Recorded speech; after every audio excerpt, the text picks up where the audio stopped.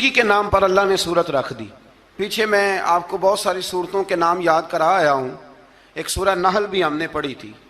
تو اللہ تبارک و تعالیٰ نے اس سورت میں قرآن کریم کی حقانیت، مومنین کی صفات، مختلف انبیاء کے احوال، اللہ تعالیٰ کی توحید پر دلائل، قیامت کی ہولناکیاں اور حیات بعد الموت کا ذکر فرمایا.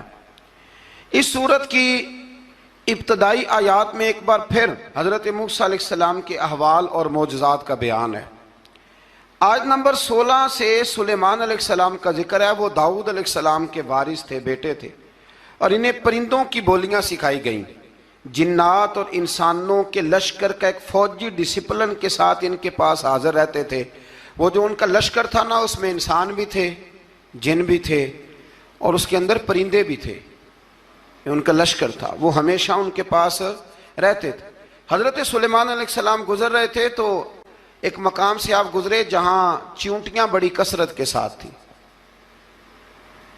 تو ایک چیونٹی جو ان چیونٹیوں کی سردار تھی، ان چیونٹیوں کی بڑی تھی، اور مفسرین کرام نے یہ بھی لکھا ہے کہ وہ تھی بھی ایک آنکھ اس کی کوئی نہیں تھی، ایک ٹانگ اس کی کوئی نہیں تھی، لیکن اس حال میں بھی وہ چیونٹی جو تھی وہ چیونٹیوں کی قیادت کر رہی تھی. تو حضرت سیدنا سلیمان علیہ السلام کا لشکر جب وہاں سے گزرا تو وہ کہنے لگی یا ایھا النمل ادخلوا مساکنکم، کہنے لگی چیونٹیوں اپنے بلوں میں گھس جاؤ. کہیں ایسا نہ ہو کہ سلیمان علیہ السلام کا لشکر بے دہانی میں سلیمان کا لشکر توجہ نہ کرے اور تمہیں پاؤں کے نیچے مسل دے. لہذا اس طرح کرو کہ تم اپنے اپنے بلوں میں گھس جاؤ. حضرت سلیمان ابھی 3 میل دور تھے. تمام مفسرین نے لکھا ہے 3 میل دور تھے. تو وہاں سے چیونٹی بول لی تو قرآن کہتا ہے کہ حضرت سلیمان اس کی بات سن کے ہنس پڑے. فتبسم ضاحکا، آپ اس کی بات سن کے ہنس پڑے کہ دیکھو یہ چیونٹی کیا کہہ رہی ہے. ذرا غور کرنا بات پر کہ حضرت سلیمان 3 میل دور فاصلے پر چیونٹی کی بات بھی سن لیتے ہیں. مولوی نے قرآن کی آیت پکی یاد کر لی، انا بشر مثلکم. کہتا ہے حضور نے کہا میں تمہاری طرح کا بشر ہوں. نبی ہماری طرح ہوتے ہیں جی. تو وہ تو 3 میل دور چیونٹی کی آواز سن لیتے تھے. اس کے کان میں چیونٹی رکھو بلا، اسے کہو کہ بتا بلا کیا کہتی ہے. کچھ بتائے گا پھر دوڑ لگا دے گا شاید. کان میں رکھو اس کو، کہو بتا چیونٹی کیا کہتی. اور اگر یہ لفظ نہ ہوتے قرآن کے کہ جب انہوں نے سنا تو ہنس پڑے، یہ جملے نہ ہوتے تو شاید اس کو بھی نہ مانتے. لیکن حضرت سلیمان نے سنی چیونٹی کی بات. اور اب اگلی بات کہنے لگا ہوں. بڑے خوبصورت لفظ لکھے ہیں مفسرین نے. فرماتے ہیں دیکھو ایک چیونٹی نے ایک جملہ بول کے اپنے قبیلے کی خیر خواہی کی تو رب نے اس کا جملہ بھی قرآن میں بیان فرما دیا. تو جو ساری زندگی لوگوں کو جملے بول بول کے کہے رب رسول کی طرف آ جاؤ، تو اللہ قیامت میں اس کی بات کو قائم نہیں فرمائے گا. جو بھی کسی کی خیر خواہی کرے وہ ایک جملہ بول کے کرے، اور ہو بھی چیونٹی. تو اگر اللہ اس کا ذکر قرآن میں باقی رکھتا ہے تو میں اور آپ اگر کسی کی خیر خواہی کریں گے تو انشاءاللہ ذکر باقی رہے گا. شرط یہ ہے کہ کریں خیر خواہی کرو کسی کی، ایک جملہ بول کے بھی کرو. چیونٹی بھی ہو تو اللہ قرآن میں ذکر باقی فرما دیتا ہے. تو اللہ تبارک و تعالیٰ نے اس بات کا ذکر قرآن مجید میں فرمایا. اس پر کئی کچھ لکھا ہے. اسی طرح سے ایک بات اور لکھی ہے ہمارے مفسرین نے کہ حضرت سلیمان ایک دن اسی طرح نکلے. قحط پڑ گیا تھا، بارش نہیں ہوتی تھی. تو حضرت سلیمان باہر میدان میں نکلے دعا کرنے کے لیے، خشک سالی تھی. تو جب آپ گئے تو ایک چیونٹی اپنے پر پھیلا کے دعا مانگ رہی تھی. تو رب کریم نے فرمایا سلیمان آپ واپس چلے جائیں، بارش آ جائے گی پر آئے گی چیونٹی کی دعا پہ. تو حضرت سلیمان نے عرض کی مولا میں بھی تو اتنا لشکر لے کے آیا ہوں نا، تو چلو ہمیں بھی دعا کر لینے دے. تو چیونٹی کی دعا پہ برسا دینا پر دعا کر لینے دے. فرمایا نہیں آپ واپس جائیں، دعا نہ مانگیں. یا اللہ کیوں؟ فرمایا چیونٹی کا دل ٹوٹ جائے گا، وہ تو کہے گی کہ یہ سلیمان کے لشکر دعا پہ پھر بارش آئی ہے. تو آپ نہ کریں تاکہ اس کے دل میں یہ بات رہے کہ نہیں میرے رب نے میری دعا پہ بارش فرمائی ہے. آپ جائیں، آج بارش آئے گی پر آئے گی چیونٹی کی دعا پہ. تو جو چیونٹی بارش کی دعا کرے قوم کے لیے، اللہ اگر اس کا ذکر قائم رکھتا ہے تو جو اپنی قوم کے لیے ہدایت کی دعا کرے اور کبھی کبھی گردن جھکا کے دیکھا کرو کہ دل میں رسول اللہ کی امت کا درد کتنا ہے. اگر کہیں حضور کی امت کا درد ہے تو پھر انشاءاللہ ذکر قیامت تک باقی رہے گا. پھر انشاءاللہ قیامت تک آنے والی نسلیں بھی آپ کا ذکر کریں گی اگر حضور کی امت کا درد سینے میں موجود ہے. اسی طرح سے پھر حضرت سلیمان کے لشکر میں نا ایک ہدہد نامی پرندہ بھی تھا. لشکر کا کارکن تھا پرندہ. ہدہد غائب تھا تو حضرت سلیمان کہنے لگے کدھر گیا وہ ہدہد؟ نظر نہ آ جایا سخت سزا دوں گا. یہاں تو کوئی اچھی خبر لائے گا. چونکہ وہ ہدہد پرندہ جاتا تھا تو خبریں لا کے دیتا تھا، ورنہ سزا دوں گا. اتنی دیر میں ہدہد بھی آ گیا. یہ پرندے جو کارکن ہوتے ہیں بڑے سیانے ہوتے ہیں. کبھی بندہ ناراض ہو تو صحیح خبریں لے آتے ہیں. تو صحیح خبر لے کے آ گیا. آتے ہی آ کے بیٹھا تو اس نے حضرت سلیمان علیہ السلام نے کہا کہاں تھے؟ عرض کرنے لگا حضور میں ملک سبا گیا تھا، وہاں ایک عورت حکمرانی کرتی ہے، اس کا نام بلقیس ہے. بہت بڑے تخت پہ بیٹھتی ہے. 80 گز اس کا تخت لمبا ہے، 40 گز چوڑا ہے، اور شاید 80 من کے 80 ٹن اس کا وزن ہے. تو حضور وہ سورج کو پوچھتے ہیں. تو حضرت سلیمان نے فوراً خط لکھا، فرمایا جا کے اسے میرا خط دے دو کہ یہاں تو کلمہ پڑھ کے ہماری فرما بردار بن جائے، ورنہ تیار ہو جائے. جو اللہ کے غیر کو پوچھتے ہیں ہم ان کے خلاف جنگ کریں گے. وہ جب لے کے گئے نا خط یہ حدود گیا تو وہ میٹنگ کر رہی تھی، اس کے وزیر مشیر سارے بیٹھے تھے. اس نے جا کے خط پھینک دیا ملکہ بلقیس کی جھولی میں. اس نے خط پڑھا تو ڈر گئی، وزیروں کو بلایا. حضرت سلیمان، قرآن کہتا ہے حضرت سلیمان نے کہا تھا خط پھینک کے نا تو سائڈ پہ ہو کے سننا وہ کیا کہتا ہے. بندوں کے لیے منع ہے، پرندوں کے لیے جائز ہے. بندوں کے لیے منع ہے سائڈ پہ ہو کے سننا. ہاں جس کی جاسوسی کی ڈیوٹی ہو، کفر کی جاسوسی کی، اس بندے کے لیے بھی جائز ہے. تو یہاں ایک تو وہ پرندے تھے، دوسرا کفر کی جاسوسی کر رہے تھے. سائڈ پہ ہو کے سننے لگے تو ملکہ بلقیس کہنے لگی اب کیا کرنا ہے، یہ خط آیا ہے. تو وہ کہنے لگے ہم تیار ہیں، آپ حکم کریں، ہم لڑنے کو تیار ہیں، لڑیں گے. وہ کہنے لگی نہیں تیزی نہ دکھاؤ. قرآن مجید کہتا ہے کہ وہ کہنے لگی جب لڑائیاں ہوتی ہیں تو شہر تباہ ہوتے ہیں، ملک کھنڈر بن جاتے ہیں. لڑائی مسئلے کا حل نہیں ہے. انہوں نے کہا کہ میں نبی ہوں. تو ایک دفعہ آزما لیتے ہیں کہ نبی ہیں کہ نہیں. معاذ اللہ آزما لیتے ہیں. کہا کیسے؟ کہنے لگی تحفے تحائف بھیجتے ہیں. اگر مال پر دل للچا گیا تو پھر نبی نہیں بادشاہ ہے، اور اگر مال پر دل للچایا نہ تو پھر اللہ کے کامل بندے ہیں. یہ فرق اس نے اس وقت بیان کیا.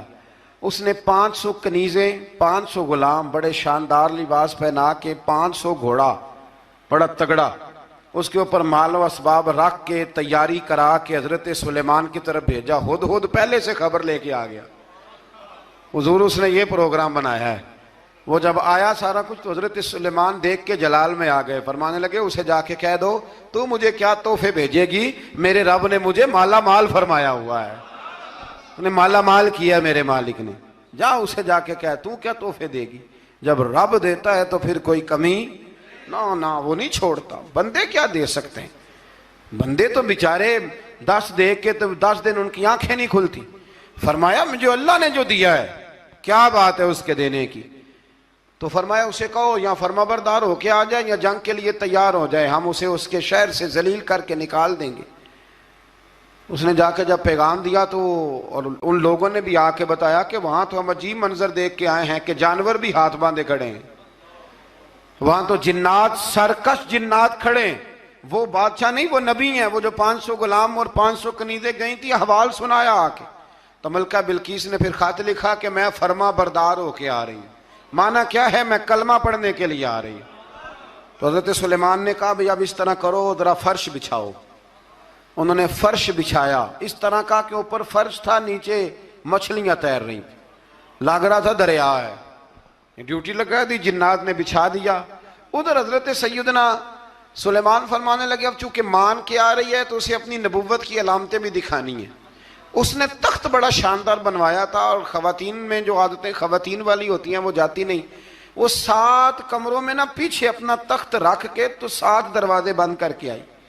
اس زمانے میں ایک رواج تھا، وہ زلیخا نے بھی 7 دروازے مکفل کے ایک رواج تھا. ایک کمرہ، پھر کمرے کے پیچھے کمرہ، پھر اس کے پیچھے کمرہ، پھر اس کے پیچھے کمرہ، اور اس کو بڑے موٹے تالے لگائے جاتے تھے، اور فلسفہ یہ تھا کہ ایک تالا توڑے گا کوئی تو جب تک سپاہی آ جائیں گے، اور اگر اس کے توڑنے تک نہ آئے تو دوسرے کے توڑنے تک آ جائیں گے، اور اس کے توڑنے تک نہ آئے تو ساتویں تک تو آئے جائیں گے۔ یہ ان لوگوں کا نفسیاتی معاملہ تھا، سوچ تھی۔ 7 کمروں میں مکفل کر کے وہ نکلی تو حضرت سلیمان علیہ السلام کہنے لگے بھئی مجھے اس کا تخت چاہیے اس کے آنے سے پہلے، اس کے آنے سے۔ اس واقعے کی کیا ضرورت تھی قرآن پاک میں؟ یہ کیا حاجت تھی یہ تخت والی ساری بات قرآن نے کیوں بیان کی؟ پوچھیں آپ اپنے دل سے بھی اور انکار کرنے والے منکرین سے بھی، اس کی کیا ضرورت تھی؟ وہ جو کہتے ہیں جی ولی کی کرامت کی کیا ضرورت ہے، سیدھی سیدھی نماز پڑھو، روزہ رکھو، حج کرو، زکوٰۃ دو، تو پوچھو ان سے ایک سورت نمل کے اندر اس ساری تفصیل کی کیا ضرورت تھی؟ ختم ہو گئی جب وہ کلمہ جو پڑھ رہی ہے، تو پھر اس سارے واقعے کو رب کیوں بیان فرماتا ہے؟ حضرت سیدنا سلیمان فرمانے لگے تخت چاہیے، اور چاہیے اس کے آنے سے پہلے۔ قال عفریت من الجن، جنوں میں سے ایک بہت بڑا جن بولا، کہنے لگا حضور آپ کا یہ تخت برخاست ہونے سے پہلے لے آؤں گا۔ یہ جو آپ میٹنگ کر رہے ہیں نا، یا آپ فیصلے ختم، کچھ نے لکھا صبح سے شام تک میٹنگ ہوتی ہے اور اس کو آنے میں پتہ نہیں کتنے دن لگیں گے، تو میں یہ برخاست ہونے سے پہلے، اور کچھ نے کہا دی آپ شرط کیوں لگاتے ہیں کہ صبح سے شام تک ہوتی؟ اس جن نے کہا دی آپ 10 منٹ میں فارغ ہو جائیں، آپ فارغ ہوں گے تو تخت آ جائے گا۔ مفسرین نے لکھا ہے کہ جب قرآن کہتا ہے کہ اس نے کہا کہ آپ کے فارغ ہونے سے پہلے، تو اس کا مطلب ہے کہ جب آپ اٹھیں گے، یہ جگہ خالی کر دیں گے تو تخت یہاں کیویں ہزاروں میل کا فاصلہ ہے آ جائے گا، پر ہوائی جہاز پہ کارگو کرا کے، جی DHL کے ذریعے کیسے آئے گا؟ وہ آئے گا تو بس آئے گا۔ تو حضرت سلیمان کی تو بادشاہت تھی نا زمانے پہ، فرمانے لگے نہیں نہیں تو لیٹ ہے، تو لیٹ ہے، تو ہمیں جانتا ہی نہیں، ایٹ سٹ تے پکھڑا کوار گندل، اسی اور بھی بوٹیاں جاننے ہاں، یہ تو لیٹ ہے، ابھی ہماری طاقت اس سے زیادہ ہے۔ بڑی کمال بات لکھی ہے لکھنے والوں نے۔ ایک مفسر نے لکھا ہے کہ ابھی حضرت سلیمان نے غلاموں سے منگوایا ہے،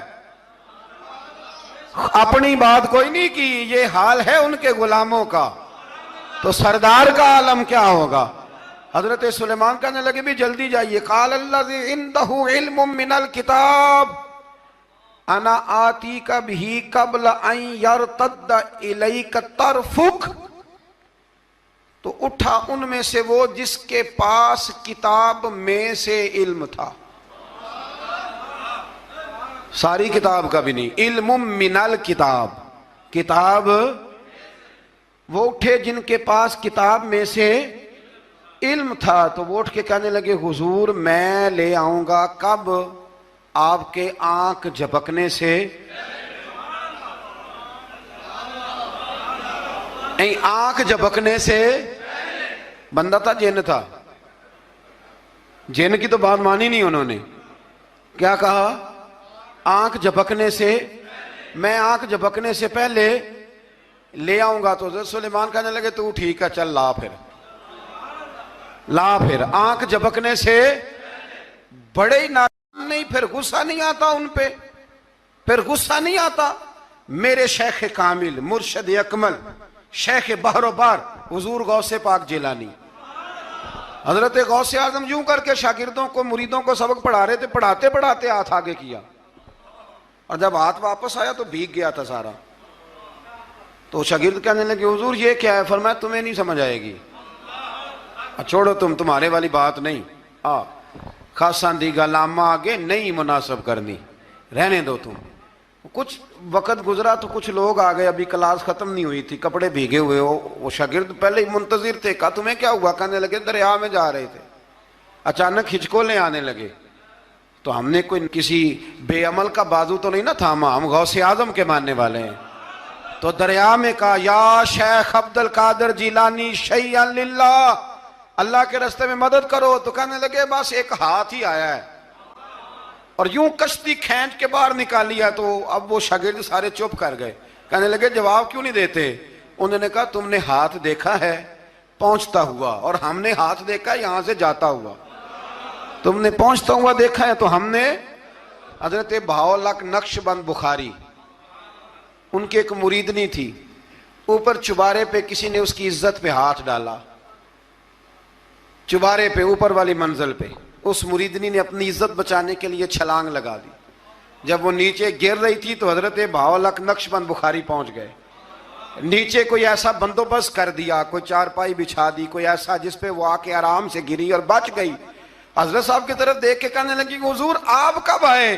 فرمانے لگے پتر جب تو چبارے سے چلی تھی تب میں بخارے سے چلا تھا. جب تو چبارے سے چلی تھی نا تب میں بخارے سے چلا تھا, اور تیرے نیچے آنے تک میں بھی پہنچ گیا ہوں. میں بھی مالی دا کم راکھی کرنا, پھل کچے ہون یا پکے, اے پیر مریداں دے سر تے ہی رہندا ہے. اے جھوٹے ہون یا سچے, یہ پکی غلامی کریں یا کچی کریں, پیر کی بھی مجبوری ہوتی ہے. کیا کریں, پیر مریداں دے سر تے ہی رہندا ہے. اے جھوٹے ہون یا سچے, کیا کیا جا سکتا ہے؟ لیکن نا نافرمان بیٹے کا بھی تو جائیداد میں حصہ ہوتا ہے نا. نافرمان بھی ہو تو جائیداد میں حصہ, تو چلو باپ ناراض رہے گا تو اللہ ناراض رہے گا, بات الگ ہے, پر جائیداد کا حقدار تو ہے نا, چاہے نافرمان ہی ہے. پیر مریداں دے سر تے ہی رہندا ہے. اے جھوٹے ہون یا. پھر وہ تخت آ گیا تو حضرت سلیمان سے پوچھا یہ کیا ہے؟ قال ھذا من فضل ربی. فرمانے لگے کچھ بھی نہیں. حضرت سلیمان کہنے لگے یہ میرے رب کا فضل ہے. شاید سب مفسرین نے بڑی بڑی باتیں کی ہوں, پر یہاں ایک قاضی ثناء اللہ پانی پتی رحمت اللہ علیہ کا فقرہ میں پڑھ رہا تھا, بڑا مزہ آ رہا تھا. قاضی صاحب فرمانے لگے اس آیت پہ, قاضی صاحب کہتے ہیں جن پر نرا فضل تھا, ھذا من فضل ربی, نرا فضل. فرمایا ان کی تو اتنی طاقت ہے کہ وہ ہزاروں میل دور سے 80 گز لمبا 80 گز چوڑا تخت آنکھ جھپکنے سے پہلے لے آتے ہیں, اور جن کے بارے میں اللہ فرماتے ہیں بشر المؤمنین بِأَنَّ لَهُم مِّنَ اللَّهِ فَضْلًا كَبِيرًا. فرمایا محبوب اپنے غلاموں کو خوشخبری دے دیں, باقیوں پہ نرا فضل تھا, ان پر تو فضل کبیر ہے, ان پر تو بڑا ہی فضل ہے اللہ کا. تو فرمایا جن پر فضل کبیر ہو, ایک نہیں, اس پر میں بڑے دلائل دے سکتا ہوں. کرامات اولیاء پر میں بڑے ہی دلائل دے سکتا ہوں, بڑے. غوث اعظم رضی اللہ تعالیٰ عنہ کے بعد بادشاہ آیا تو کہنے لگا پیر تب مانوں گا جب سیب کھلائیں گے. سیب کا موسم ہی نہیں تھا. تو حضرت صاحب آتے ہی اسے کہنے لگے اب تو میری ولایت کو سیبوں پہ تو نہ تول, اب سیب کھلائے تو ولی یا نہ کھلائے تو ولی کوئی نہیں, یہ تو اب میری ولایت کو سیبوں پہ تو نہ تول. تو حضرت صاحب نے یوں ہاتھ اٹھایا تو اللہ نے 2 سیب عطا فرمائے. تو وہاں جملہ ہے حضور غوث اعظم کا, فرمانے لگے اگر اللہ حضرت مریم سلام اللہ جو بنی اسرائیل کی ولیہ ہیں, ولی ہے نا, وہ نبی تو نہیں نا, عورت نبی نہیں ہو سکتی. فرمایا اگر اللہ انہیں بغیر موسم کے پھل دے سکتا ہے, میں تو محمد عربی کا نوکر ہوں. فرمایا اب نہ 2 سیب آئے تھے, تو وہ کہنے لگا میرے تو دل میں 1 سیب تھا نا, تو حضور غوث اعظم نے نا 1 سیب مجھے دیا, 1 میں نے کھایا تو 1 غوث پاک کھانے لگے. کہتے ہیں میں نے وہ منہ میں رکھا, ذرا ترش تھا, تو میرے چہرے کا وہ رنگ دیکھ کے نا, اثر دیکھ کے کہ تلخی محسوس, تو غوث اعظم کہنے لگے میرے والا کھا. تو 1 انہوں نے کاٹ کے ٹکڑا دیا, کہتے کھایا تو بڑا میٹھا تھا. تو میں نے کہا حضور آئے تو دونوں ہی غیب سے ہیں, تو آپ کے والا میٹھا ہے میرے والا کڑوا ہے. تو آپ فرمانے لگے آئے تو دونوں غیب سے تھے, پر ایک کو ذرا ظالم کے ہاتھ لگ گئے ہیں نا, اس کو تنبیہ بھی کر دی کہ ظلم سے باز آ جا, تنبیہ بھی کر دی. فرمایا ہاتھ ظالم کے لگے اس لیے ترش ہو گیا, سیانا بن. 1 نہیں 20 درجنوں. لیکن پتہ نہیں کیوں لوگ اڑ گئے, پتہ نہیں کیوں کڑ کے آ گئے کرامت اولیاء کے معاملے میں. بالکل. اور پھر کسی حدیث میں یہ نہیں آیا کہ اس زمانے میں ولی ہوں گے تو اس زمانے میں ولی نہیں ہوں گے. حضور نے فرمایا میری امت کبھی گمراہی پر جمع نہیں ہوگی. اقبال کہتے ہیں اولیاء کیا ہوتے ہیں؟ اولیاء کیا ہیں؟ جواسیس القلوب. اقبال کہتا ہے ولی کا بہت بڑا ولی تم نے دیکھنا ہو تو اسے دیکھو جو تیرے دل کا جاسوس ہے. چلو یہ مشکل بات ہے, میں نہیں چھیڑتا, لیکن جو تیرے وہ جاسوسی کرتا ہے, پر کرتا ہے تیرے دل کی, وہ تیرے دل کا جاسوس ہوتا ہے ولی. اور اس پر حضور کی حدیث ہے, فرمایا اس کی فراست قلبی سے ڈر, یہ اللہ کے نور سے دیکھتا ہے. ڈر اس کی فراست قلبی سے، اللہ توفیق عطا فرمائے۔ بہرحال اس ولی کا نام تھا آصف بن برخیا۔ آصف بن برخیا جی حضرت سلیمان کے وزیر تھے۔ وہ آئی ملکہ بلقیس، اور جب وہ آئی نا تو اس نے دیکھا کہ یہ تو آگے سامنے حضرت سلیمان بیٹھے ہیں، اور جو رستہ ہے نا درمیان میں وہ فرش ہے کہ دریا ہے سمجھ نہیں آ رہی، تو اس نے نا اپنا یوں کر کے اوپر کپڑا اٹھانا شروع کر دیا کہ نیچے پانی ہے، تو حضرت سلیمان کہنے لگے چلتی آ، نیچے کچھ بھی نہیں۔ اس نے پیر رکھا، نیچے مچھلیاں بھی تیرتی جا رہی تھیں۔ حضرت سلیمان علیہ السلام، آج بھی اللہ نے توفیق دی ہے نا، لوگوں نے اس طرح کی تعمیرات بعد میں کی ہیں، لیکن اس کے موجد، اس کے پہلے بنانے والے حضرت سلیمان ہیں اللہ کی دی ہوئی توفیق سے۔ تو وہ ملکہ آپ کے پاس آئی، پھر وہ آپ کی فرما بردار ہو گئی، اور بعد مفسرین نے یہ لکھا ہے کہ اس نے جب کلمہ پڑھا تو پھر اس کا نکاح بھی حضرت سلیمان۔ دے کے حضور آکھن منگتے دی خیر ہووے، دے کے حضور آکھن منگتے دی خیر ہووے، منگتا کبے سخی دے، منگتا کبے سخی دے، بوہے دی خیر ہووے، دے کے حضور آکھن منگتے دی خیر ہووے، دے کے حضور آکھن۔ اور جنت بڑی جگہ لگیا جڑی جگہ تے، جنت بڑی جگہ